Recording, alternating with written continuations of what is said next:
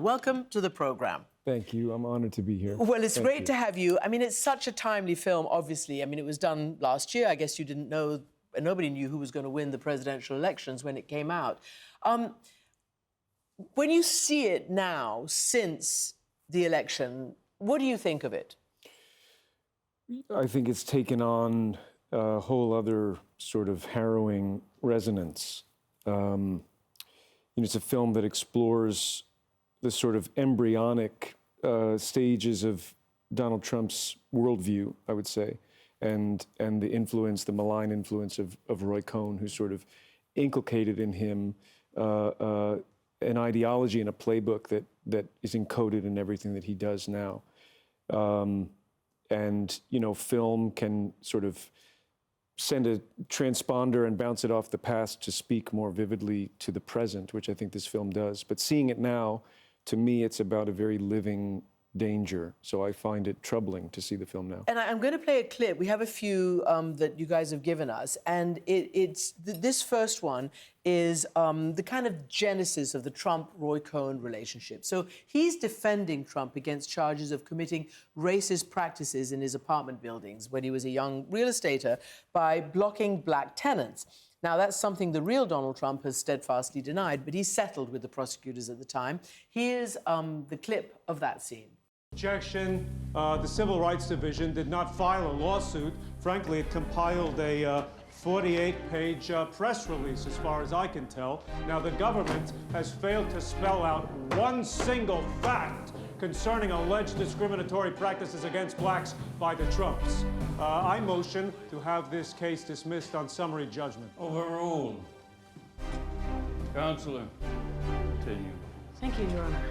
Agent Green, what led you to believe that you were denied a lease at Trump Properties based on your race? Well, not only did the newspaper advertise... That's Walter, DOJ. He runs the show. I saw 3 Caucasian couples approved before me. Objection, speculation. Mr. Cohn. How can you say for sure they were Caucasian? Please allow Agent Green to answer the question. I've seen Puerto Ricans whiter than my tush after a long winter. Your Honor. Well, there's no doubt that Roy Cohn was a larger-than-life character, and some even called him charismatic. I mean, he was incredibly powerful. He was a very powerful lawyer and a defender of the McCarthyite senator, and then he was very instrumental with Trump. What about Roy Cohn when you were playing that role? What were you thinking? Who was he?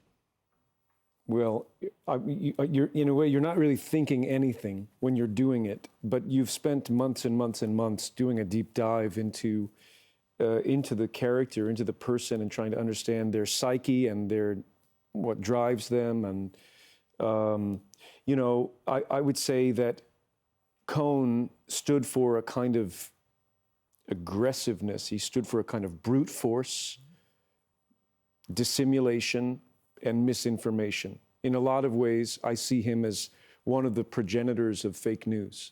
His relationship to the truth was very malleable, and he had a flagrant disregard for the truth. And we're going to get into that a bit, because he kind of had to lie about his own condition. We'll get into that a bit, but I want to ask you first.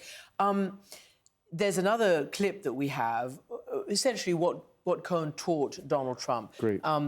Talking about how he shaped him become the ascendant figure that he is today. You want to know how to win? I'm going to let you in on a little secret.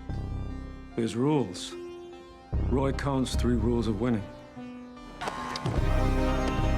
The first rule is the simplest. Attack, attack, attack. Civil rights, cats. I hope the pots you're stuffing's got real money, because after I get you fired, you're sure gonna need it. Excuse me? Unless you drop your baseless litigation, I am countersuing the Justice Department for $100 million, and you are gonna rue the day that you ever filed this. Who is this? Roy Cohn calling on behalf of my client, Donald J. Trump. I mean, it's brutal, but he was very successful. He was effective, and he was, I would argue, a great lawyer. What are the 3 lessons? That one was attack, attack, attack. The 3 lessons, which are sort of distilled in the film, are always attack, deny everything, and never admit defeat. And when you really internalize that and take that in, as I did, and and I think when you see the film, you can't help but understand it.